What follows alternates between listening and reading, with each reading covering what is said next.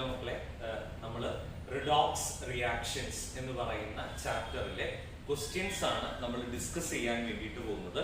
Repeaters batch ആയതുകൊണ്ട് തന്നെ നമ്മൾ ഓൾറെഡി റിഡോക്സ് റിയാക്ഷൻസിലെ കാര്യങ്ങളൊക്കെ ഡിസ്കസ് ചെയ്തിട്ടുണ്ടാവും.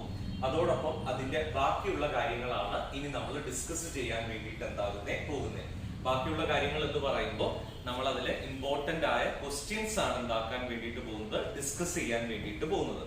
ഫസ്റ്റ് ഓഫ് ഓൾ ഇതിലെ ആദ്യത്തെ ക്വസ്റ്റ്യൻ ഇങ്ങനെയാണ്: 1 mole of N2H4 loses 10 electron to form a new compound Y. N2O4 എന്ന് പറയുന്ന ഒരു കോമ്പൗണ്ട് 10 ഇലക്ട്രോണുകളെ ലോസ് ചെയ്ത് Y എന്ന് പറയുന്ന കോമ്പൗണ്ട് എന്തായി ഫോം ചെയ്യും. റെഡി? അതിൽ പറഞ്ഞിരിക്കുന്നു assuming that all nitrogen appears in A new compound. എല്ലാ നൈട്രജനും പുതിയ കോമ്പൗണ്ടിലും എന്താകുന്നുണ്ട്, അപ്പിയർ ചെയ്യുന്നുണ്ട്. അങ്ങനെയാണെങ്കിൽ ആ Y എന്ന് പറയുന്ന കോമ്പൗണ്ടിലെ ഓക്സിഡേഷൻ നമ്പർ, നൈട്രജന്റെ ഓക്സിഡേഷൻ നമ്പർ എത്രയാ എന്നാണ് ചോദ്യം.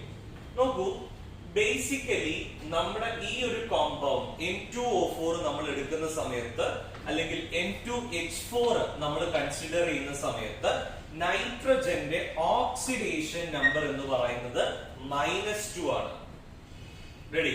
N2H4 എന്ന് പറയുന്ന കോമ്പൗണ്ട് നമ്മൾ കൺസിഡർ ചെയ്യുമ്പോൾ നൈട്രജന്റെ ഓക്സിഡേഷൻ സ്റ്റേറ്റ് എന്ന് പറയുന്നത് എന്താണ്, -2 ആണ് എന്താവുക വരിക. നോക്കൂ, ഹൈഡ്രജന് 1 × 4 4, നൈട്രജന് -2 × 2 4, -4 + 4 ടോട്ടൽ ഈക്വൽ ടു 0 ആയിട്ട് എന്താവും പോകും. റെഡി? അപ്പൊ നൈട്രജന്റെ ഓക്സിഡേഷൻ സ്റ്റേറ്റ് എന്ന് പറയുന്നത് -2 ആണ്. ഇനി നോക്കുക, നമ്മളോട് പറഞ്ഞു N2O4 10 ഇലക്ട്രോണിനെ ലോസ് ചെയ്തിട്ടാണ് Y എന്ന് പറയുന്ന കോമ്പൗണ്ട് എന്താകുന്നത്, ഫോം ചെയ്യുന്നത്. അപ്പൊ നോക്കൂ, N2H4 10 ഇലക്ട്രോണിനെ ലോസ് ചെയ്തിട്ടാണ് Y എന്ന് പറയുന്ന കോമ്പൗണ്ട് ഫോം ചെയ്യുന്നത് എങ്കിൽ ഓരോ നൈട്രജനും ലോസ് ചെയ്യുന്ന ഇലക്ട്രോണിന്റെ എണ്ണം എന്ന് പറയുന്നത് 5 ആയിരിക്കില്ലേ? എടാ, N2H4 10 ഇലക്ട്രോണിനെയാണ് ലോസ് ചെയ്യുന്നതെങ്കിൽ ഓരോ നൈട്രജനും ലോസ് ചെയ്യുന്ന ഇലക്ട്രോണിന്റെ എണ്ണം എന്ന് പറയുന്നത് എത്രയാണ്, 5 ആണ് അല്ലേ? അങ്ങനെയെങ്കിൽ നോക്കൂ, നൈട്രജന്റെ ഓക്സിഡേഷൻ സ്റ്റേറ്റ് -2 ആണ്. 5 ഇലക്ട്രോണിനെ കൂടി ലോസ് ചെയ്തു എന്ന് പറയുമ്പോൾ ഇവിടെ ഫോം ചെയ്യുന്ന നമ്മുടെ നൈട്രജന്റെ ഓക്സിഡേഷൻ സ്റ്റേറ്റ് എന്ത് വരും, +3 എന്നെന്താവും വരും. N-2 5 ഇലക്ട്രോണിനെ ലോസ് ചെയ്തു. Then as a result they can be forming a compound that can have an oxidation state. It is +3. Ready? ഇനി രണ്ടാമത്തെ ചോദ്യം നോക്കുക. Which statement is correct about the following reaction? താഴെ തന്നിരിക്കുന്ന റിയാക്ഷനുമായി ബന്ധപ്പെട്ട ശരിയായ സ്റ്റേറ്റ്മെന്റ് ഏതാണ് എന്നാണ് ചോദ്യം. നമ്മുടെ റിയാക്ഷൻ ഇതായിരുന്നു: I2 + 2S2O3 2- gives 2I- plus S4O6 2-. Ready? I2 plus 2S2O3 2- gives 2I- plus S4O6 2-. ഈ ഒരു റിയാക്ഷനിൽ നമ്മൾ കൺസിഡർ ചെയ്യുമ്പോൾ ഇവിടെ അയഡിൻ ഫ്രീ സ്റ്റേറ്റിലാണുള്ളത്. അപ്പൊ ഓക്സിഡേഷൻ സ്റ്റേറ്റ് എന്ന് പറയുന്നത് എന്താണ്, 0 ആണ്. 0 ഓക്സിഡേഷൻ സ്റ്റേറ്റിൽ നിന്ന് -1ലേക്കാണ്. അതായത് ഓക്സിഡേഷൻ നമ്പർ കുറയുന്നു. ഓക്സിഡേഷൻ നമ്പർ കുറയുന്ന പ്രോസസ് ആണ് റിഡക്ഷൻ. റിഡക്ഷൻ നടത്തുന്നവരെ നമ്മൾ വിളിക്കുന്ന പേരാണ് ഓക്സിഡൈസിങ് ഏജന്റ് എന്നാണ് വിളിക്കുക. ക്ലിയർ ആവുന്നുണ്ടല്ലോ? ഓക്സിഡൈസിങ് ഏജന്റ് എന്നാണ് അതിനെ നമ്മൾ എന്താക്കുക, വിളിക്കുക.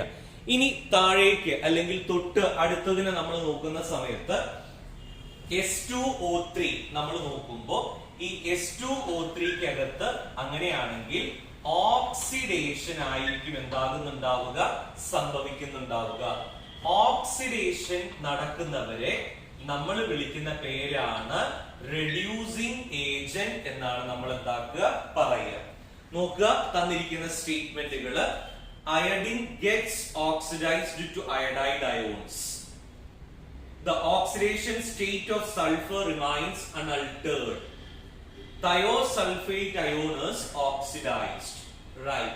Thiosulfate ion ഇവിടെ സംഭവിച്ചത് ഓക്സിഡേഷൻ ആണ്. ഓക്സിഡൈസ് ചെയ്യുകയാണ് എന്താക്കിയിട്ടുള്ളത്, ചെയ്തിട്ടുള്ളത്. Ready. This is the true statement അല്ലേ. ഇവിടെ അയഡിന് റിഡക്ഷൻ ആണ് സംഭവിച്ചത്. തയോസൾഫേറ്റ് അയോണിനാകട്ടെ ഓക്സിഡേഷനും എന്തായി സംഭവിച്ചു. ഇനി മൂന്നാമത്തെ കാര്യം ഇതാണ്, the value of x when the following equation is balanced. താഴെ തന്നിരിക്കുന്ന ഇക്വേഷൻ ബാലൻസ് ചെയ്യുന്ന സമയത്ത് അവിടെ നമുക്ക് x എന്ന് പറയുന്നത് എന്തായിരിക്കും ലഭിക്കുക. സാധാരണ ഒരു കെമിക്കൽ ഇക്വേഷൻ നിങ്ങൾ ബാലൻസ് ചെയ്യുമ്പോൾ നമ്മൾ ഓൾറെഡി പറഞ്ഞിട്ടുണ്ടായിരുന്നു, നമ്മൾ അതിൽ ഏതിനാണ് ഓക്സിഡേഷൻ സംഭവിച്ചത് എന്ന് നോക്കുക, ഏതിനാണ് റിഡക്ഷൻ സംഭവിച്ചത് എന്ന് നോക്കുക.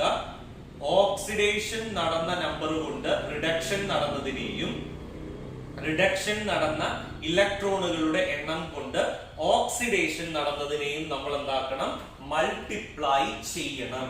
അങ്ങനെയാണ് നമ്മൾ ബാലൻസിങ്ങിന്റെ ആദ്യ ഘട്ടം എന്താക്കുന്നത്, നടക്കുന്നത്. പറഞ്ഞത് ശ്രദ്ധിക്കണം. നമ്മൾ ആദ്യം ആർക്കാണ് ഇലക്ട്രോണിന്റെ എണ്ണം കൂടിയ ഓക്സിഡേഷൻ സംഭവിച്ചത് എന്ന് നോക്കുക.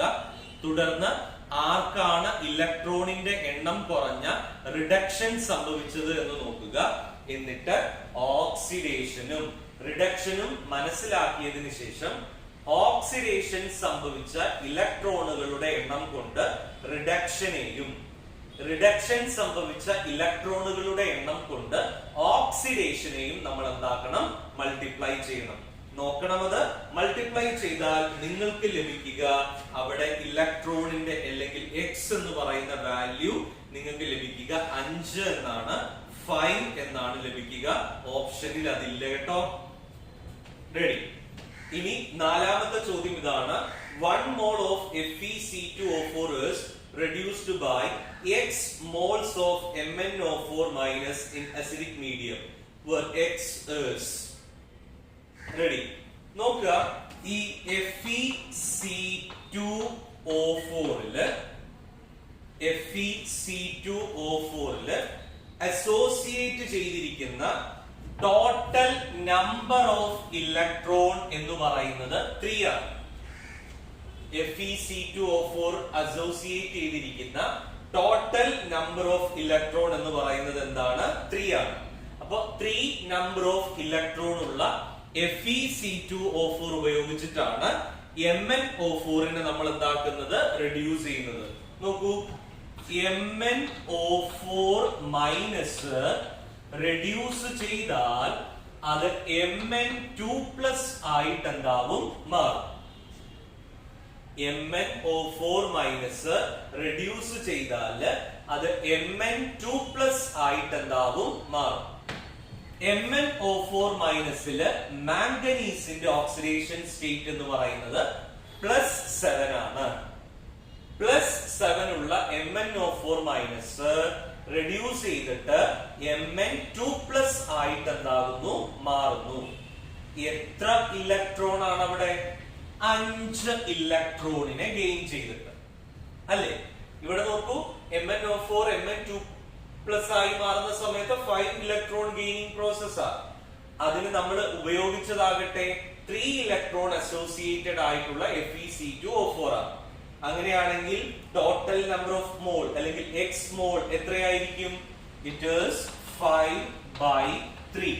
5/3 എന്ന് പറയുമ്പോൾ ഇറ്റ് ഈസ് 5/3 അല്ല, 3/5. 3/5 അല്ലേ. 5 ഇലക്ട്രോൺ ട്രാൻസ്ഫർ ഉള്ള റിഡക്ഷൻ നടത്താൻ 3 ഇലക്ട്രോൺ അസോസിയേറ്റഡ് ആയ FeC2O4. അപ്പൊ 3/5 എന്ന് വരും, which is 0.6. Ready. Then there is the next one. അടുത്തത് അഞ്ചാമത്. എല്ലായ്പ്പോഴും ഈ റിഡോക്സ് റിയാക്ഷൻ എന്ന് പറയുന്ന ചാപ്റ്ററിന്റെ പ്രത്യേകത തന്നെയാണത്. എല്ലായ്പ്പോഴും നമ്മളോട് ബാലൻസിങ് ആണ് ചോദിക്കുക. നമുക്ക് 2 മെത്തേഡ് ഓഫ് ബാലൻസിങ് ആണുള്ളത്. ഓക്സിഡേഷൻ നമ്പർ മെത്തേഡും മറ്റൊന്ന് അയോൺ ഇലക്ട്രോൺ മെത്തേഡും. ഓക്സിഡേഷൻ നമ്പർ മെത്തേഡിൽ എളുപ്പത്തിൽ ബാലൻസ് ചെയ്യുന്നതാണ്. വളരെ ഈസിയർ ആയി ചോദ്യങ്ങൾ നമുക്ക് സോൾവ് ചെയ്യാനുള്ള എളുപ്പപ്പണി. നോക്കൂ, അടുത്ത ചോദ്യം ഇതാണ്. ഇതേപോലെ തന്നെ Br2 plus OH minus gives Br minus plus BrO3 minus plus H2O. ഇതില് എത്ര നമ്പർ ഓഫ് വാട്ടർ മോളിക്യൂൾ ആണ് ഫോം ചെയ്തത്? ആ ബാലൻസ്ഡ് ഇക്വേഷനിൽ എത്ര നമ്പർ ഓഫ് വാട്ടർ മോളിക്യൂൾ ആണ് ഫോം ചെയ്തത് എന്നാണ് ചോദ്യം. The number of water molecule formed from the balanced equation എന്ന് പറയുന്നത് 3 ആണ്. 3 ചെയ്തു നോക്കിയാൽ കിട്ടും കേട്ടോ. ഇനി ആറാമത്തെ ചോദ്യം നോക്കുക.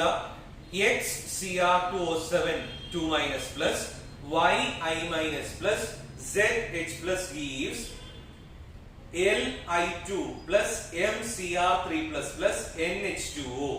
അറിയുന്ന റിയാക്ഷൻ ആണ്. ഡൈക്രോമേറ്റും അയഡൈഡും തമ്മിലുള്ള റിയാക്ഷൻ ആണ്. അത് നിങ്ങളോട് സോൾവ് ചെയ്യാനാണ്. അതിൽ XYZ ഏതെന്ന് പറയാനാണ് ചോദ്യം. അതിൽ XYZ നമ്മൾ നോക്കിയാൽ കിട്ടുക 1 6 14 എന്നാണ്.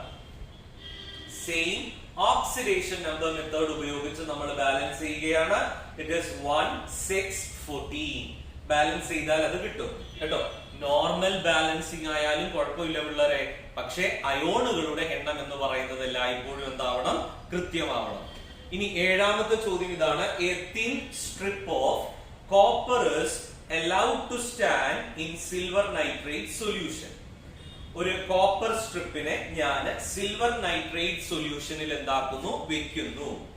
Examine the following statements. താഴെ തന്നിരിക്കുന്ന സ്റ്റേറ്റ്മെന്റുകൾ പരിശോധിക്കാനാണ് പറഞ്ഞിരിക്കുന്നത്. ഒന്ന്, the solution remains colorless. Solution colourless ആയി നിലകൊള്ളും. തെറ്റാണത്. അതായത് കോപ്പറിനെ നമ്മൾ സിൽവർ നൈട്രേറ്റിലാണ് പ്ലേസ് ചെയ്യുന്നത്. അങ്ങനെ കോപ്പർ സിൽവർ നൈട്രേറ്റിൽ പ്ലേസ് ചെയ്യുന്ന സമയത്ത് അവിടെ ഡിസ്പ്ലേസ്മെന്റ് റിയാക്ഷൻ സാധ്യമാവുകയും അതോടൊപ്പം തന്നെ നിറം മാറ്റം സംഭവിക്കുകയും എന്താവും ചെയ്യും. രണ്ടാമത്തെ point, copper dissolves in solution. ശരിയാണ്. Solution turns blue. ശരിയാണ്. A coating of silver appears on copper strip. അതും ശരിയാണ്. മൂന്ന് കാര്യങ്ങളാണ്. ഒന്ന്, കോപ്പർ ഈ സിൽവർ നൈട്രേറ്റ് സൊല്യൂഷനിൽ എന്താവുന്നു? ഡിസോൾവ് ചെയ്യുന്നു. മറ്റൊന്ന്, ഡിസോൾവ് ചെയ്യുന്നതിന്റെ ഫലമായി ഈ പറയുന്ന സൊല്യൂഷന് നിറം മാറ്റം സംഭവിക്കുന്നു. മൂന്നാമതൊന്ന്, ഈ സിൽവർ മെറ്റലിന്റെ മുകളില് അല്ലെങ്കിൽ സിൽവർ ഈ കോപ്പർ മെറ്റലിന്റെ മുകളിലായിട്ട് കോട്ടിംഗ് എന്താകുന്നു? നടത്തുന്നു. റെഡി? അപ്പോ ഏതൊരു ഡിസ്പ്ലേസ്മെന്റ് റിയാക്ഷന്റെയും ഒരു വേഴ്സറ്റാലിറ്റി ആണത്. ഏതൊരു മെറ്റലും അതിൻ്റെതല്ലാത്ത മറ്റൊരു സൊല്യൂഷനിൽ ഡിപ്പ് ചെയ്യുന്ന സമയത്ത് അവിടെ ആദ്യം ആ മെറ്റൽ സോല്യൂബിൾ ആയിക്കൊണ്ട് ഒരു ഡിസൊല്യൂഷൻ നടക്കും. തുടർന്ന് അവിടെ കളർ ചേഞ്ച് ഉണ്ടാവും. ഒപ്പം തന്നെ മെറ്റലിന്റെ മുകളിൽ മറ്റൊരു മെറ്റലിന്റെ കോട്ടിംഗ് പർപ്പസും എന്താവും? നടക്കും. ഇനി അടുത്ത ചോദ്യം നമ്മൾ പറയുന്നത് എട്ടാമത്തെ ചോദ്യം ഇതാണ്. It is given the standard reduction potentials. ചില എലമെന്റുകളുടെ സ്റ്റാൻഡേർഡ് റിഡക്ഷൻ പൊട്ടൻഷ്യൽ തന്നിട്ടുണ്ട്. എന്താണ് ഈ സ്റ്റാൻഡേർഡ് റിഡക്ഷൻ പൊട്ടൻഷ്യൽ എന്ന് പറഞ്ഞാല്? സാധാരണഗതിയിൽ നമുക്കറിയാം മക്കളെ, ഏത് എലമെന്റുകൾ നമ്മൾ എടുത്തു നോക്കുന്ന സമയത്തും ഏത് എലമെന്റുകൾ നമ്മൾ എടുത്തു നോക്കിയാലും നമുക്ക് കാണാൻ പറ്റുന്ന ഒരു കാര്യം എന്ന് പറയുന്നത് ഇതാണ്. അതായത് നമ്മള് ഏത് എലമെന്റുകളെ അതിന്റെ തന്നെ സൊല്യൂഷനിൽ ഡിപ്പ് ചെയ്താല് A metal dips it's on solution. ഒരു മെറ്റല് അതിന്റെ തന്നെ സൊല്യൂഷനിൽ ഡിപ്പ് ചെയ്താല് രണ്ട് തരം മാറ്റങ്ങളാണ് സംഭവിക്കുക. ഒന്നുകിൽ ഇലക്ട്രോണിനെ ലോസ് ചെയ്തുകൊണ്ടുള്ള ഓക്സിഡേഷൻ എന്താവാം? നടക്കാം.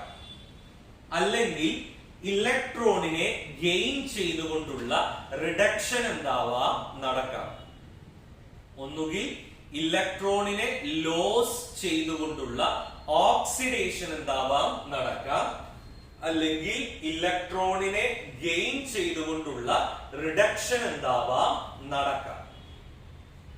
റെഡി? ക്ലിയർ? ഇതില് ഓക്സിഡേഷൻ നടക്കുമ്പോഴോ റിഡക്ഷൻ നടക്കുമ്പോഴോ അവിടെ ഒരു പൊട്ടൻഷ്യൽ വ്യത്യാസം ഉണ്ടാകുന്നുണ്ട്. അതിനെയാണ് നമ്മൾ ഇലക്ട്രോഡ് പൊട്ടൻഷ്യൽ എന്ന് പറയുക. ഇലക്ട്രോണിനെ റിലീസ് ചെയ്യുമ്പോൾ ഉണ്ടാകുന്നതാണ് ഓക്സിഡേഷൻ പൊട്ടൻഷ്യൽ. ഇലക്ട്രോണിനെ ഗെയിൻ ചെയ്യുമ്പോൾ ഉണ്ടാകുന്നതാണ് റിഡക്ഷൻ പൊട്ടൻഷ്യൽ. ഈ പൊട്ടൻഷ്യലുകളെ സ്റ്റാൻഡേർഡ് കണ്ടീഷനിൽ പറയുന്നു എന്ന് കരുതുക. 298 കെൽവിൻ ടെമ്പറേച്ചറിലും 1 atm പ്രഷറിലും സ്റ്റാൻഡേർഡ് കണ്ടീഷനിൽ നമ്മൾ പറയുകയാണെങ്കിൽ അതിനെയാണ് നമ്മൾ സ്റ്റാൻഡേർഡ് ഇലക്ട്രോഡ് പൊട്ടൻഷ്യൽ എന്ന് പറയുക. പൊട്ടാസ്യത്തിൻ്റെത് -2.93 വോൾട്ട് ആണ്. സിൽവറിൻ്റെത് 0.80 വോൾട്ട് ആണ്. മെർക്കുറിയുടേത് 0.97 വോൾട്ട് ആണ്. മെഗ്നീഷ്യത്തിൻ്റെത് -2.37 വോൾട്ട് ആണ്.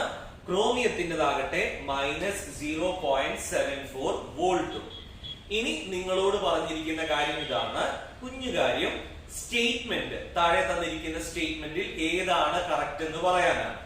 നോക്കൂ, potassium is the strongest reducing agent. തെറ്റാണ്, അങ്ങനെ നമുക്ക് പറയാൻ പറ്റത്തില്ല. Magnesium displaces chromium from it's solution. പറ്റത്തില്ല പറയാൻ. മെഗ്നീഷ്യത്തിന് ക്രോമിയത്തിന്റെ മുകളിലാണ് മെഗ്നീഷ്യത്തിന്റെ സ്ഥാനം എന്ന് പറഞ്ഞിട്ട് കാര്യമില്ല. ഹൈലി അൺറിയാക്റ്റീവ് ആയ ക്രോമിയത്തെ നിങ്ങൾ അങ്ങനെ എന്താക്കണ്ട, മെഗ്നീഷ്യം കൊണ്ട് എടുക്കാൻ നോക്കണ്ട. Mercury can displaces chromium from it's solution. That is true. നമ്മുടെ മെർക്കുറിക്ക് ക്രോമിയത്തെ എന്താക്കാം, ഡിസ്പ്ലേസ് ചെയ്യാം.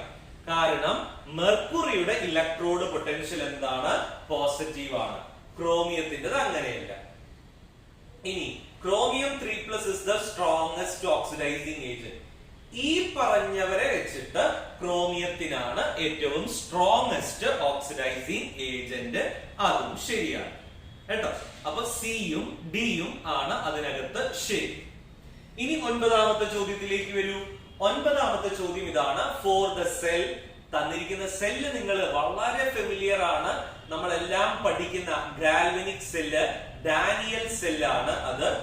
Zinc gives ZnSO4, salt bridge, copper sulphate bar copper. ഇതില് ഏതാണ് ആനോഡിന്റെ റിയാക്ഷൻ എന്നാണ് ചോദ്യം.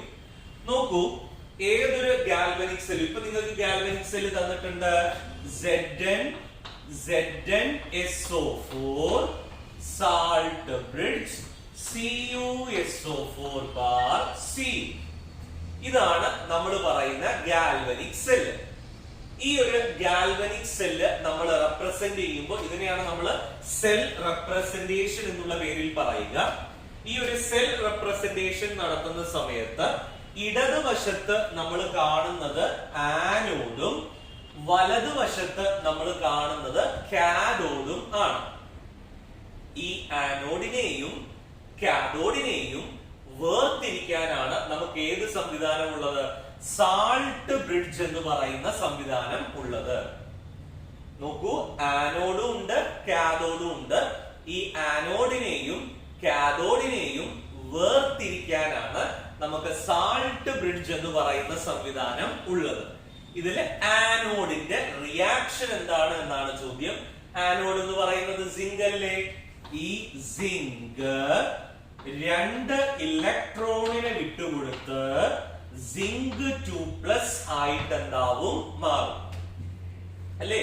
ഗാൽവനിക് സെല്ലില് ആനോഡിൽ നടക്കുന്ന റിയാക്ഷൻ ഇതാണ്. സിങ്ക് 2 ഇലക്ട്രോണിനെ വിട്ടുകൊടുത്ത് സിങ്ക് 2+ ആയിട്ട് എന്താവും, മാറും. എന്നാ കാഥോഡിലെ റിയാക്ഷനോ, കോപ്പർ 2+ 2 ഇലക്ട്രോണിനെ മേടിച്ച് കോപ്പർ ആയിട്ട് എന്താവും, മാറും. ആനോഡിലെ റിയാക്ഷൻ ഇതാണ്. ഓപ്ഷൻ ഡി ആണ് എന്താവുക, വരിക. ഇനി 10ാമത്തെ ചോദ്യം നോക്കുക. നമ്മള് Cr3+ bar Fe2+ bar Fe. നമ്മുടെ സെല്ല്, കൺസ്ട്രക്റ്റഡ് ആയിട്ടുള്ള സെല്ല് തന്നിട്ടുണ്ട് നിങ്ങൾക്ക്. Cr3+ salt bridge Fe2+ bar Fe.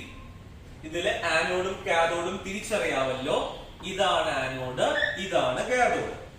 Ready? ഇനി അയോണിന്റെ ഇലക്ട്രോഡ് പൊട്ടൻഷ്യൽ തന്നിട്ടുണ്ട്. Fe2+ ബാർ Fe യുടേത് -0.44 ആണ്. ക്രോമിയത്തിന്റെ ഇലക്ട്രോഡ് പൊട്ടൻഷ്യൽ തന്നിട്ടുണ്ട്. Cr3+ ബാർ Cr എന്ന് പറയുന്നത് -0.75 ആണ്. റെഡി? ഈ ഒരു സെല്ലിന്റെ EMF കണ്ടുപിടിക്കാനാണ് നമ്മളോട് പറഞ്ഞിരിക്കുന്നത്. Ready? EMF, electromotive force of the cell. EMF of the cell കണ്ടുപിടിക്കാനാ പറഞ്ഞത്. ഓൾറെഡി നമുക്കറിയാം EMF എന്ന് പറഞ്ഞാൽ എന്താണ് എന്ന്. EMF എന്ന് പറഞ്ഞാൽ ഈ കാഥോഡ് മൈനസ് ഈ ആനോഡിനെയാണ് നമ്മൾ EMF എന്ന് പറയുക. കാഥോഡിന്റെ പൊട്ടൻഷ്യല് മൈനസ് ആനോഡിന്റെ പൊട്ടൻഷ്യലിനെയാണ് നമ്മൾ EMF എന്നുള്ള പേരിൽ എന്താക്കുക, പറയുക. അപ്പോ കാഥോഡിന്റെ പൊട്ടൻഷ്യൽ എത്രയാ? -0.75 -0.44 എന്നെന്താവും വരും. ചെയ്താല് നിങ്ങൾക്ക് +0.31 എന്നാണ് എന്താവുക, ഉത്തരം കിട്ടുക. ഇനി 11ാമത്തെ ചോദ്യം ഇതാണ്, നോക്കണം. Oxidation number of platinum in cisplatin is. സിസ്പ്ലാറ്റിനകത്ത് പ്ലാറ്റിനത്തിന്റെ ഓക്സിഡേഷൻ നമ്പർ എന്താണ് എന്നാണ് ചോദ്യം. നോക്കൂ, ആദ്യം നിങ്ങൾ സിസ്പ്ലാറ്റിൻ എന്താക്കണം, വരയ്ക്കണം കേട്ടോ. സിസ്പ്ലാറ്റിൻ എന്ന് പറയുന്ന സമയത്ത് അതിന്റെ സ്ട്രക്ചർ വളരെ പ്രധാനപ്പെട്ടതാണ്. It is Pt Cl NH2 നെയാണ് നമ്മൾ സിസ്പ്ലാറ്റിൻ എന്ന് പറയുക. ആ സിസ്പ്ലാറ്റിന്റെ ഓക്സിഡേഷൻ നമ്പർ, പ്ലാറ്റിനത്തിന്റെ ഓക്സിഡേഷൻ നമ്പർ ആണ് ചോദിച്ചത്. ദിസ് ഇസ് -3 കേട്ടോ. അതേപോലെ തന്നെ അടുത്ത ചോദ്യമുണ്ട്, 12ാമത്തെ ചോദ്യം. Oxidation number of ion in the complex ion of Prussian blue. നമ്മൾ പഠിച്ചിട്ടുള്ളതാണ്. പ്രഷ്യൻ ബ്ലൂ തരുന്ന ഡിറ്റക്ഷൻ ഓഫ് നൈട്രജൻ നമ്മൾ നടത്തുന്നതാണ്. ഡിറ്റക്ഷൻ ഓഫ് നൈട്രജൻ നമ്മൾ നടത്തുന്ന സമയത്ത് നമ്മൾ ലെസൈൻ ടെസ്റ്റ് പഠിച്ചിട്ടുണ്ട്. ആ ലെസൈൻ ടെസ്റ്റിലാണ് നമ്മൾ നൈട്രേറ്റ് ഡിറ്റക്ട് ചെയ്യുന്നത്. ആ നൈട്രേറ്റ് ഡിറ്റക്ട് ചെയ്യുന്ന സമയത്തുള്ള ആ പ്രഷ്യൻ ബ്ലൂ കളർ തരുന്ന അയോണിന്റെ ഓക്സിഡേഷൻ നമ്പർ എന്താണ് എന്നാണ് ചോദ്യം. അപ്പൊ ആ അയോൺ ഏതാന്ന് ആദ്യം തിരിച്ചറിയണം. This is FeCN6-4-. എളുപ്പത്തിൽ നിങ്ങൾ ഇതിൽ ഓക്സിഡേഷൻ നമ്പർ കണ്ടുപിടിച്ചതാണ്. ഈ അയൺ കോംപ്ലക്സില് സയനൈഡിന്റെ ചാർജ് -1 ആണ്. അപ്പൊ 6 എണ്ണം ഉണ്ട്. ടോട്ടൽ ചാർജ് നോക്കി അയണിന്റെ ചാർജ് നിങ്ങൾക്ക് പെട്ടെന്ന് കണ്ടുപിടിക്കാം. This is +2. 6 4 ലേടാ. Answer is +2. The same manner, oxidation number of iron in ferrocene. Ferrocene എന്ന് പറഞ്ഞാല് 2 ബെൻസീൻ റിങ്ങുകളുടെ ഇടയിലായി അയേൺ കുടുങ്ങിയാൽ, സാൻഡ്വിച്ച് മോഡൽ ഓഫ് ആറ്റം ആണ്. 2 ബെൻസീൻ റിങ്ങുകളുടെ ഇടയിലായിട്ട് അയേൺ കുടുങ്ങിയാൽ ഫോം ചെയ്യുന്ന കോമ്പൗണ്ട് ആണ് ഫെറോസീൻ. റെഡി? ഫെറോസീൻ നമ്മൾ എഴുതുമ്പോൾ FeC5H5 twice 2- എന്നാണ് എഴുതുക. This is our ferrocene. Ready? അപ്പൊ ഇതില് C5H5 twice 2- ആ. അപ്പൊ അയോണിന്റെ ചാർജ് എന്തായിരിക്കും? +2 അല്ലേ? നമ്മൾ പഠിച്ചതല്ലേ അത്. അതായത് ഏതൊരു കോമ്പൗണ്ട് എടുത്തു കഴിഞ്ഞാലും ആ കോമ്പൗണ്ടിന്റെ ടോട്ടൽ ചാർജ് എന്ന് പറയുന്നത് എല്ലായ്പ്പോഴും എന്തായിരിക്കും? 0 ആയിരിക്കും. അപ്പൊ ഇത് -2 ആണെങ്കിൽ തീർച്ചയായിട്ടും ഇത് എന്തായിരിക്കും? +2 അല്ലേ? Next one, identify the displacement reaction. എന്താണ് ഡിസ്പ്ലേസ്മെന്റ് റിയാക്ഷൻ എന്ന് പറഞ്ഞാല്? പേരിൽ തന്നെ ഉണ്ട് അതിനർത്ഥം. ഡിസ്പ്ലേസ്മെന്റ് റിയാക്ഷൻ എന്ന് പറയുമ്പോൾ ആറ്റങ്ങളെയോ ആറ്റം ഗ്രൂപ്പുകളെയോ പരസ്പരം അങ്ങോട്ടും ഇങ്ങോട്ടും ഡിസ്പ്ലേസ് ചെയ്യുന്ന റിയാക്ഷനുകളെയാണ് നമ്മൾ ഡിസ്പ്ലേസ്മെന്റ് റിയാക്ഷൻ എന്ന് പറയുക. ആറ്റങ്ങളെയോ ആറ്റം ഗ്രൂപ്പുകളെയോ അങ്ങോട്ടും ഇങ്ങോട്ടും ഡിസ്പ്ലേസ് ചെയ്യുന്ന റിയാക്ഷനുകളെയാണ് നമ്മൾ ഡിസ്പ്ലേസ്മെന്റ് റിയാക്ഷൻ എന്നുള്ള പേരിൽ എന്താക്കുക പറയുക. നോക്കുക, NaH plus H2O gives sodium hydride വാട്ടറുമായി റിയാക്ട് ചെയ്യുന്ന സമയത്ത് വെള്ളത്തിൽ ആരൊക്കെയാ ഉള്ളത്? എച്ചും ഉണ്ട്, OH ഉണ്ട്. ഈ എച്ചും ഈ OH തമ്മിൽ അങ്ങോട്ടും ഇങ്ങോട്ടും എന്താവും? ഡിസ്പ്ലേസ് ചെയ്യും. എച്ചും OH തമ്മിൽ അങ്ങോട്ടും ഇങ്ങോട്ടും എന്താവും? ഡിസ്പ്ലേസ് ചെയ്യും. You can be get it as NaOH plus H2. Naയും OH കൂടി NaOH ആവും, Hഉം Hഉം കൂടി H2 ആയിട്ട് എന്താവും? മാറും. ക്ലിയർ? ഇതാണ് നമ്മൾ പറയുന്ന displacement reaction. Ready? Option C എന്നാണ് എന്താവുക? വരിക.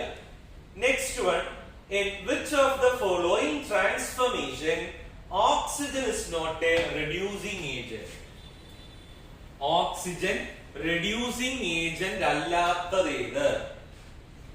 ഓക്സിജൻ reducing agent അല്ലാത്തത് ഏത് എന്നല്ലേ ചോദ്യം. അപ്പൊ നോക്കുക, പറഞ്ഞത് ഓക്സിഡേഷൻ നമ്പർ കൂടുന്ന പ്രോസസ് ആണ് ഓക്സിഡേഷൻ. അല്ലേ? ഓക്സിഡേഷൻ നമ്പർ കൂടുന്ന പ്രോസസ്സിനെയാണ് നമ്മൾ എന്ത് പേര് വിളിക്കുന്നത്? ഓക്സിഡേഷൻ എന്നുള്ള പേരിൽ എന്താക്കുക? വിളിക്കുക. ഓക്സിഡേഷൻ നടത്തുന്നവരെ നമ്മൾ വിളിക്കുന്ന പേരെന്താ? ഓക്സിഡേഷൻ നടത്തുന്നവരെ നമ്മൾ വിളിക്കുന്ന പേരെന്താണ്? റെഡ്യൂസിംഗ് ഏജന്റ് എന്നാണ് നമ്മൾ എന്താക്കുക? പറയുക.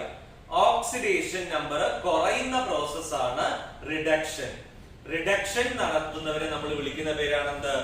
ഓക്സിഡൈസിംഗ് ഏജന്റ് എന്നാണ് നമ്മൾ എന്താക്കുക? പറയുക. അല്ലേ? ഓക്സിഡേഷൻ നമ്പർ കൂടുന്ന പ്രോസസ് ആണ് റിഡക്ഷൻ. റിഡക്ഷൻ നടത്തുന്നവരെ നമ്മൾ വിളിക്കുന്ന പേരാണ് ഓക്സിഡൈസിംഗ് ഏജന്റ്. ഇതില് റെഡ്യൂസിംഗ് ഏജന്റ് അല്ലാത്തത് ഏതെന്നല്ലേ ചോദ്യം. അപ്പൊ ഓക്സിഡൈസിംഗ് ഏജന്റ് ആരാന്ന് പറഞ്ഞു കൊടുത്താൽ മതി. നോക്കൂ, എക്സാമ്പിൾ പറഞ്ഞുതരാം. 4NH3 plus 3O2 gives 2N2 plus 6H2O. നമ്മൾ ഈ ഒരു റിയാക്ഷൻ കൺസിഡർ ചെയ്യുന്ന സമയത്ത് നൈട്രജൻ ഇവിടെ ഫ്രീ സ്റ്റേറ്റിലാണ്. ഫ്രീ സ്റ്റേറ്റിലായതുകൊണ്ട് ഓക്സിഡേഷൻ നമ്പർ എന്താണ്? 0 ആണ്. ഇവിടെ NH3ല് ഹൈഡ്രജന്റെ ഓക്സിഡേഷൻ സ്റ്റേറ്റ് 3 ഉള്ളത് കൊണ്ട് +3 വരും. അപ്പൊ നൈട്രജന്റെ ഓക്സിഡേഷൻ സ്റ്റേറ്റ് -3 വരും. Total charge 0. ഇനി ഇവിടെ -3ൽ നിന്ന് നൈട്രജന്റെ ഓക്സിഡേഷൻ നമ്പർ 0 ആകുന്നു. ഓക്സിഡേഷൻ നമ്പർ കൂടുകയാണ് ചെയ്യുന്നത്. ഓക്സിഡേഷൻ നമ്പർ കൂടുന്ന പ്രോസസ് ആണ് റിഡക്ഷൻ. റിഡക്ഷൻ നടത്തുന്നവരെ നമ്മൾ വിളിക്കുന്ന പേരാണ് ഓക്സിഡൈസിംഗ് ഏജന്റ് എന്നാണ് നമ്മൾ എന്താക്കുക? പറയുക.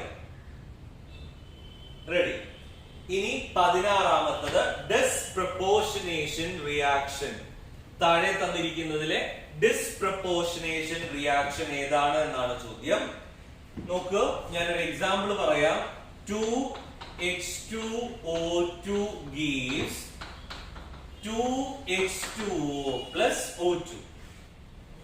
ഹൈഡ്രജൻ പെറോക്സൈഡ് ഡീകമ്പോസ് ചെയ്തിട്ട് വാട്ടറും ഓക്സിജനും ആയിട്ട് എന്താകുന്നു? മാറുന്നു.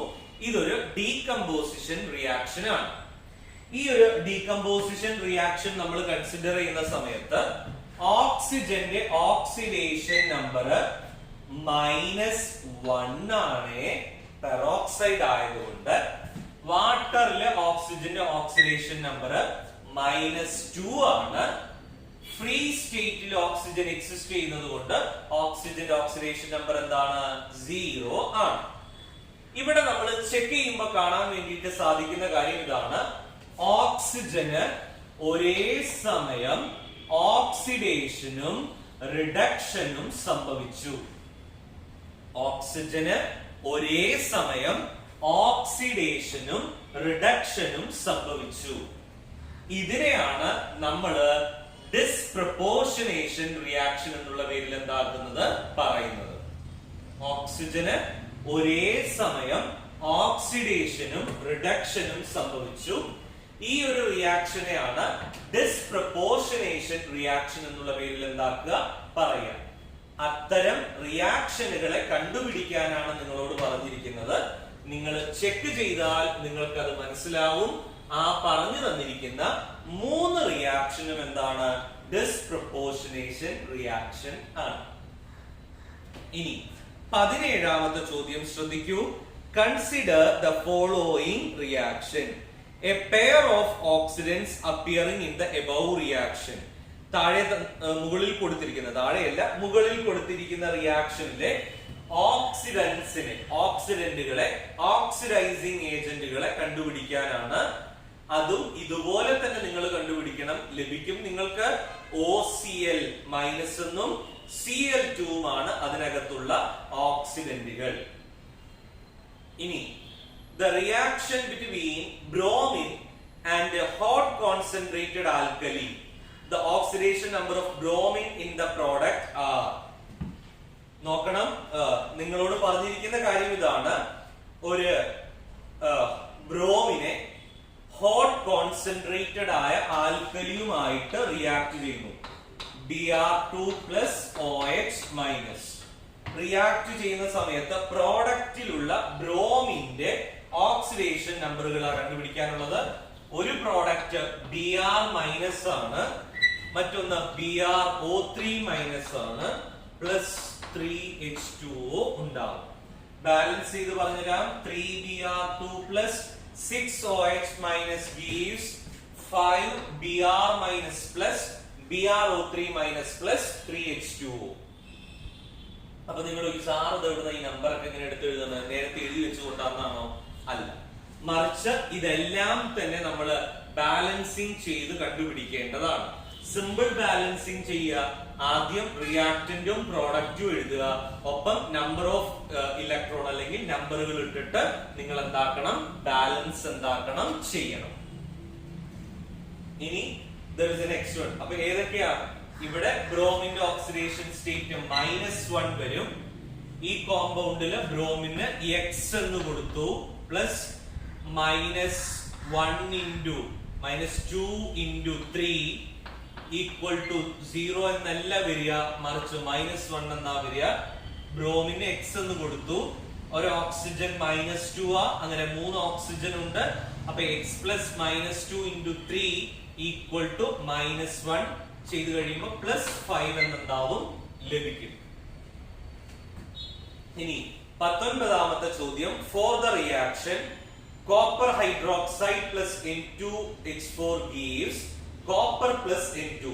The number of moles of copper hydroxide reduced by 1 mole of N2H4 is. എത്ര മോൾ കോപ്പർ ഹൈഡ്രോക്സൈഡിന് 1 മോൾ N2H4നെ എന്താക്കാം? റെഡ്യൂസ് ചെയ്യാം. It is 2. ബാലൻസ് ചെയ്താൽ കിട്ടും. 2 മോൾ കോപ്പർ ഹൈഡ്രോക്സൈഡിനാണ് 1 മോൾ N2H4നെ റെഡ്യൂസ് ചെയ്യാനുള്ള കഴിവ്. റെഡി? അപ്പൊ നിങ്ങൾക്ക് സാർ ബാലൻസിങ് എങ്ങനെയാണ്? ബാലൻസിങ് നിങ്ങൾ നാട്ടിൽ കണ്ട എല്ലാ റിയാക്ഷൻസും, എന്തൊക്കെ റിയാക്ഷൻസ് നിങ്ങൾക്ക് അറിയാവോ ആ റിയാക്ഷനുകളെല്ലാം തന്നെ നിങ്ങൾ ചെകഞ്ഞെടുത്ത് അതിന് നിങ്ങൾ വെറുതെ റിയാക്ടന്റും പ്രോഡക്റ്റും മാത്രം എഴുതി നിങ്ങൾ ബാലൻസ് ചെയ്യാൻ വേണ്ടിയിട്ട് എന്താക്കണം? ശ്രമിക്കണം. ഇനി Pb3O4 is allowed to react separately with HCl and HNO3. Pb3O4നെ HClഉം അതോടൊപ്പം തന്നെ HNO3യുമായിട്ട് നമ്മൾ എന്താക്കുന്നു? റിയാക്ട് ചെയ്യിക്കുന്നു എന്നാണ് പറഞ്ഞത്. HClഉമായിട്ടും റിയാക്ട് ചെയ്യിക്കുന്നുണ്ട്, അതോടൊപ്പം തന്നെ HNO3യുമായിട്ട് എന്താക്കുന്നുണ്ട്? റിയാക്ട് ചെയ്യിക്കുന്നുണ്ട്. റെഡി? എന്നിട്ട് ചോദ്യം, ചൂസ് ദ റോങ് സ്റ്റേറ്റ്മെന്റ്. ഇതിലെ റോങ് സ്റ്റേറ്റ്മെന്റ് ഏതാണ് എന്നാണ് നമ്മളോട് ചോദിച്ചിട്ടുള്ളത്.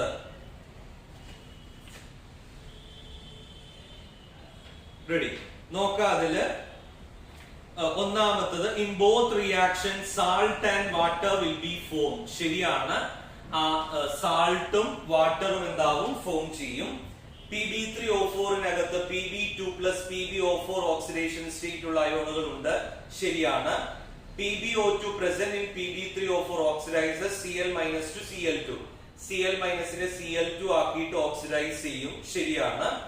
In the reaction with HNO3, NO2 gas is evolved. അത് തെറ്റാണ്. ഒരിക്കലും ലെഡ് ഓക്സൈഡിന് ഒരിക്കലും എന്താക്കാൻ പറ്റില്ല, HNO3 യെ ഓക്സിഡൈസ് ചെയ്യാൻ കഴിയില്ല. ഒരിക്കലും ലെഡ് ഓക്സൈഡ് HNO3 ഒരു പ്രോപ്പർട്ടി ആയിട്ട് നിങ്ങൾ പി ബ്ലോക്ക് എന്ന് പറയുന്ന ചാപ്റ്ററിൽ പഠിക്കുന്നതാണ്. ലെഡ് ഓക്സൈഡിന് ഒരിക്കലും തന്നെ HNO3 യെ ഓക്സിഡൈസ് ചെയ്യാൻ കഴിയില്ല. അങ്ങനെ HNO3 യെ ഓക്സിഡൈസ് ചെയ്യുമ്പോഴേ ഒരിക്കലും അത് NO2 ഗ്യാസിനെ ഇവോൾവ് ചെയ്യിക്കുകയും എന്താവില്ല, ചെയ്യില്ല. ലെഡ് ഓക്സൈഡ് ഒരിക്കലും HNO3 നെ കൊണ്ട് എന്താക്കാൻ കഴിയില്ല, ഓക്സിഡൈസ് ചെയ്യിക്കാൻ കഴിയില്ല. ഇനി the number of moles of HNO3 react with 1 mole of iodine to form iodic acid. Reaction പറഞ്ഞുതരാം, നിങ്ങൾക്ക് എളുപ്പമാണല്ലോ. iodine plus HNO3 gives 2HiO3 plus 10NO2 plus 4H2O. ഈ ഒരു റിയാക്ഷനില് എത്ര മോൾ ഓഫ് HNO3 റിയാക്ട് ചെയ്താലാണ് 1 മോൾ അയഡിൻ അയഡിക് ആസിഡ് ആയിട്ട് മാറുന്നത്? ഞാൻ അപ്പുറം നമ്പർ ഇട്ട സ്ഥിതിക്ക് നിങ്ങൾക്ക് ഇപ്പുറത്തെ കണക്ക് പറയാം. നോക്കടാ, ഇവിടെ 10NO2 എന്നല്ലേ, അപ്പൊ എന്തായാലും നൈട്രോജൻ 10 ഉണ്ടാവില്ലേ? അപ്പൊ എത്ര number of moles of HNO3 വേണ്ടി വരും? 10 മോൾ ഓഫ് HNO3 ആവശ്യമായിട്ട് എന്താവും, വരും. Ready, clear? ഇനി അടുത്ത പേജില് നിങ്ങൾ നെക്സ്റ്റ് പേജിലുള്ള ക്വസ്റ്റ്യനില് ഞാൻ 28, 29, 30 ആണ് ഒരുമിച്ച് പറയുന്നത്. അതൊരു അസേർഷൻ ടൈപ്പ് ക്വസ്റ്റ്യൻ. ഞാൻ പറയുന്നത് അങ്ങോട്ട് പോവാണ് കേട്ടോ. അസേർഷൻ ടൈപ്പ് ക്വസ്റ്റ്യൻ ആണത്. അതിൽ ഒന്നാമത്തെ അസേർഷൻ പറയുന്നത് both A and R are true and R is the correct and explanation of O. B assertion പറയുന്നത് both A and R are true but R is not correct explanation of A. C പറയുന്നത് A is true but R is false. D പറയുന്നത് A is false but R is true. E പറയുന്നത് both A and R are false. ഒന്നാമത്തേത് formaldehyde disproportionate to form HCOO minus and CH3OH in the presence of OH minus ion in Cannizzaro reaction. ആറ് പറയുന്നത് കാനിസാറോ reaction പഠിച്ചതാണോ? ഓർത്തോളണം, കാനിസാറോ reaction പ്രകാരം ആ പറഞ്ഞിരിക്കുന്നത് എന്താണ്? True ആണ് എന്നാ നോക്കുക. അടുത്തത് the oxidation number of carbon increases from 0 to +3 in one compound decreases to -1 to another. അത് തെറ്റാണ്. HCHO ക്ക് അകത്ത് നിന്ന് HCOO minus CH3OH ലേക്ക് വരുമ്പോ ഒരാളുടെ ഓക്സിഡേഷൻ നമ്പർ 0യിൽ നിന്ന് +3 ആകുന്നുവെന്നും മറ്റേ ആളുടേത് -1 ആകുന്നു എന്ന് പറയുന്നത് എന്താണ്? തെറ്റാണ്. അതായത് ഇതിൽ A ട്രൂ ആണ്, R എന്ന് പറയുന്നത് എന്താണ്? ഫോൾസ് ആണ്. അപ്പൊ ഓപ്ഷൻ സി വരും. ഇനി അടുത്തത് a solution of gold chloride can be stored in a silver vessel. Gold chloride ഒരിക്കലും സിൽവർ വെസലിൽ സ്റ്റോർ ചെയ്യാൻ സാധിക്കുമെന്നാണ് പറയുന്നത്. പക്ഷെ ഒരിക്കലും എന്താക്കാൻ കഴിയില്ല, സാധിക്കുക ഇല്ല. അടുത്തത് the standard reduction potential of Au3+ is higher than that of Ag+. അത് ശരിയാണ്. Au3+ ന്റെ ഗോൾഡ് 3+ അയോണിന്റെ സ്റ്റാൻഡേർഡ് റിഡക്ഷൻ പൊട്ടൻഷ്യൽ Ag+നേക്കാൾ എന്താണ്? കൂടുതലാണ്. അപ്പൊ A ഫോൾസ് ആണ്, എന്നാൽ R എന്ന് പറയുന്നതാകട്ടെ ട്രൂ. അപ്പോ അസേർഷനിൽ ഏത് വരും? Option D. നോക്കൂ, A is false and R is true. ഇനി 30ാമത്തെ ചോദ്യം. In a galvanic cell, 2 electrodes cannot be constituted from the same metal. തെറ്റാണ്. 2 ഇലക്ട്രോഡുകൾ സെയിം മെറ്റൽ വഴി കോൺസ്റ്റിറ്റ്യൂട്ട് ചെയ്യാം. നമ്മൾ അങ്ങനെ ഗ്രാഫൈറ്റ് ഇലക്ട്രോഡുകൾ ഉപയോഗിക്കുന്നുണ്ടല്ലോ. Same element has the same standard reduction potential. അത് ശരിയാണ്. ഒരേ എലമെന്റിന് ഒരേ റിഡക്ഷൻ പൊട്ടൻഷ്യൽ ആയിരിക്കും ഉണ്ടാവുക. അതായത് ആർ ട്രൂ ആണ്, എ ഫോൾസ് ആണ്. ഓപ്ഷൻ ഡി തന്നെയാണ് എന്താവുക വരിക. ഇനി അടുത്ത ചോദ്യം നോക്കൂ, 27ാമത്തത്. ഞാൻ മുകളിലോട്ടാ കയറി വരുന്നത്. For the reaction between MnO4- and C2O4 2- in basic medium, the number of OH- ion in a balanced equation. ആ ഇക്വേഷനെ നമ്മൾ ഓക്സിഡേഷൻ നമ്പർ ഉപയോഗിച്ച് ബാലൻസ് ചെയ്യണം. ബാലൻസ് ചെയ്താൽ നിങ്ങൾക്ക് ലഭിക്കും നമ്പർ ഓഫ് OH- ion എന്ന് പറയുന്നത് എത്രയാണ്? 4 ആണ് എന്ന്. റെഡി? ഇനി 26ാമത്തെ ചോദ്യം. എല്ലാം ബാലൻസിംഗ് ഡിപെൻഡന്റ് ആണെന്ന് ആലോചിക്കണം. Copper sulphate plus potassium iodide gives copper iodide plus iodine plus K2SO4.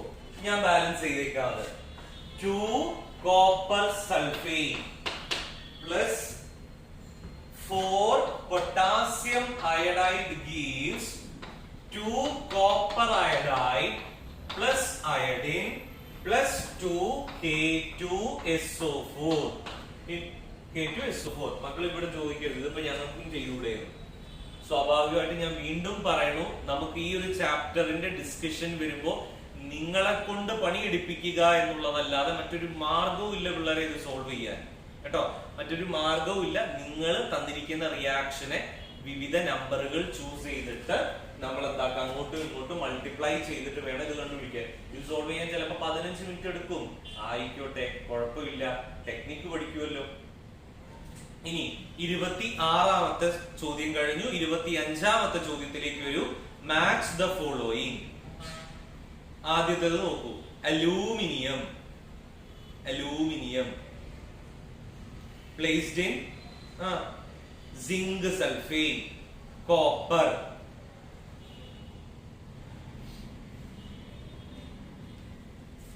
Copper, ഏതിന് മുക്കാമതിനെ?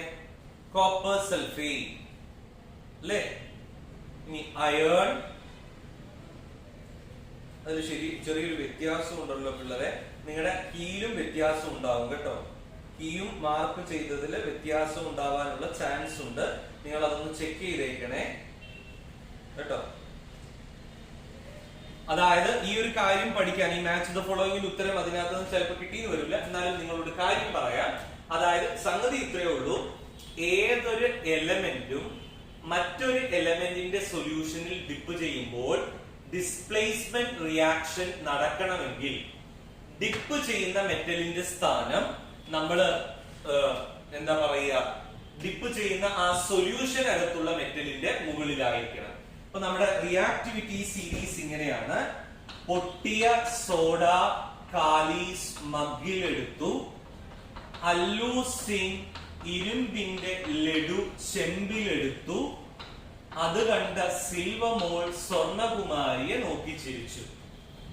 അപ്പോ ഒരാള് അലൂമിനിയം സൾഫേറ്റിൽ ഡിപ്പ് ചെയ്യണമെങ്കിൽ, അലൂമിനിയം സൾഫേറ്റിൽ ഡിപ്പ് ചെയ്ത് ഡിസ്പ്ലേസ്മെന്റ് സാധ്യമാകണമെങ്കിൽ ഈ അലൂമിനിയം സൾഫേറ്റിന്റെ മുകളിലായിരിക്കണം ഡിപ്പ് ചെയ്യുന്ന മെറ്റലിന്റെ സ്ഥാനം. റെഡി? ഇപ്പൊ അലൂമിനിയത്തിന് ഡിസ്പ്ലേസ്മെന്റ് നടക്കണമെങ്കിൽ അലൂമിനിയത്തിന്റെ താഴെ ആയിട്ടായിരിക്കണം സൊല്യൂഷനിലെ മെറ്റലിന്റെ സ്ഥാനം. അതാണ് സാർ ആദ്യം പറഞ്ഞത്, aluminium displaces with zinc sulphate. Zinc സൾഫേറ്റിൽ അലൂമിനിയം മെറ്റൽ ഇട്ടാൽ അലൂമിനിയം സിങ്ക് സൾഫേറ്റിൽ എന്താവും? ഡിസ്പ്ലേസ് ചെയ്യും. ഇനി 24ാമത്തെ ചോദ്യം. In the reaction represented by the skeletal equation the mass of the equivalent mass of AS2S5 is. Equivalent mass of AS2S5 എന്താണ് എന്നാണ് ചോദ്യം. നോക്കുക, ഇതില് AS2S5 H2SO4 ആയി മാറുകയാ ചെയ്യുന്നത്. റെഡി? AS2S5 സൾഫറിന്റെ ഓക്സിഡേഷൻ സ്റ്റേറ്റ് -2 ആണ്. ആ -2 ഓക്സിഡേഷൻ സ്റ്റേറ്റ് ഉള്ള സൾഫർ അത് +6 ഓക്സിഡേഷൻ സ്റ്റേറ്റിലേക്കാണ് എന്താകുന്നത്? മാറുന്നത്. അപ്പോ -2 -1 0 plus 1 plus 2 plus 3 plus 4 plus 5 plus 6 plus 5 വരെയുള്ളൂ plus 6. അതായത് 8 ഇലക്ട്രോൺ ട്രാൻസ്ഫർ ആണ് നടക്കുന്നത്. 8 ഇലക്ട്രോൺ ട്രാൻസ്ഫർ. അങ്ങനെ 5 സൾഫർ ഇല്ലേ ഇവിടെ? അപ്പൊ 8 5 40 ഇലക്ട്രോൺ ട്രാൻസ്ഫർ എന്താകുന്നുണ്ട്, നടക്കുന്നുണ്ട്. നമ്മളോട് ഇക്വിവാലന്റ് മാസ് ആണ് കണ്ടുപിടിക്കാൻ പറഞ്ഞിരിക്കുന്നത്. Equivalent mass molecular mass by acidity ആണ്, അല്ലെങ്കിൽ മോളിക്കുലാർ മാസ് ബൈ ബേസിസിറ്റി ആണ്, അതുമല്ലെങ്കിൽ molecular mass by number of electrons ആണ്. അതായത് m/40 എന്നെന്താവും വരും.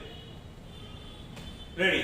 ഇപ്പോ നമ്മൾ പറയാണ് NaOH ന്റെ ഇക്വിവാലന്റ് മാസ് എന്താണെന്ന് ചോദിച്ചാല് molecular mass by acidity.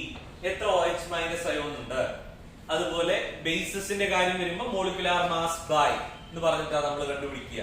Molecular mass by acidity, molecular mass by basicity or molecular mass by number of electrons. Ready? അടുത്തത് 23ാമത്തെ ചോദ്യം ഇതാണ്. The number of moles of electron required to reduce 20 centimeter cube, ready, 20 centimeter cube of 0.05 molar solution of KMnO4 to manganese sulfate in acidic medium. 20 centimeter cube of 0.05 molar KMnO4. അപ്പോ 20 into 0.05 എന്ന് പറയുമ്പോ 1 millimole of KMnO4 ആണ് അത്. Ready? Clear? ഇനി എത്ര number of electrons ആണ് required എന്നല്ലേ ചോദ്യം. നോക്കുക, KMnO4 Mn2+ ആവുക എന്ന് പറയുമ്പോ ഇവിടെ മാംഗനീസിന്റെ ഓക്സിഡേഷൻ സ്റ്റേറ്റ് +7 ആ, +2 ആവുമ്പോ 5 ഇലക്ട്രോൺ ആണ് അല്ലേ? 1 മില്ലിമോൾ KMnO4 ആണ് നമ്മുടെ കയ്യിലുള്ളത്. അപ്പൊ 1 മില്ലിമോൾ KMnO4-നകത്ത് 5 മില്ലിമോൾ ഓഫ് ഇലക്ട്രോൺ ആണുള്ളത്. 20 സെന്റിമീറ്റർ ക്യൂബ് 0.05 എന്ന് പറഞ്ഞാൽ 1 മില്ലിമോൾ KMnO4-ല് 5 മില്ലിമോൾ ഇലക്ട്രോൺ ട്രാൻസ്ഫർ അല്ലേ ഉള്ളത്. അപ്പൊ 5 മില്ലിമോൾ KMnO4 ആണുള്ളത്. 5 മില്ലിമോൾ എന്ന് പറയുമ്പോൾ ഇറ്റ് ഈസ് 0.05. ഇനി ആകെ ഉള്ളത് ആ 22ാമത്തെ ചോദ്യമാണ്. വളരെ വ്യക്തമായ ആൻസർ കീ ഇതിന്റെ കൂടെ ഉണ്ട് നിങ്ങൾക്ക്. അത് അവിടെ നിന്നോട്ടെ, നിങ്ങൾ സ്വന്തമായി അതൊന്ന് ചെയ്തു നോക്കുക. എന്നിട്ട് എന്താണ് ഉത്തരം ലഭിക്കുന്നത് എന്ന് നോക്കൂ. ബാക്കിയുള്ള എല്ലാ ചോദ്യങ്ങളും ഞാനിപ്പോ ഡിസ്കസ് ചെയ്തു. വീണ്ടും ഞാൻ നിങ്ങളെ ഓർമ്മിപ്പിക്കുന്ന ഒരു കാര്യം ഇതാണ്: എല്ലായ്പ്പോഴും പ്രോബ്ലം റിയാക്ഷൻ ബാലൻസ് ചെയ്യാനാണ്. അതിന് എനിക്കോ പടച്ചോനോ ഒരാൾക്കോ ഒന്നും ചെയ്തു തരാൻ പറ്റൂല. നിങ്ങൾ സ്വന്തമായി അത് ബാലൻസ് ചെയ്ത് പഠിക്കുകയേ നിവർത്തിയുള്ളൂ കേട്ടോ. Thank you all of U.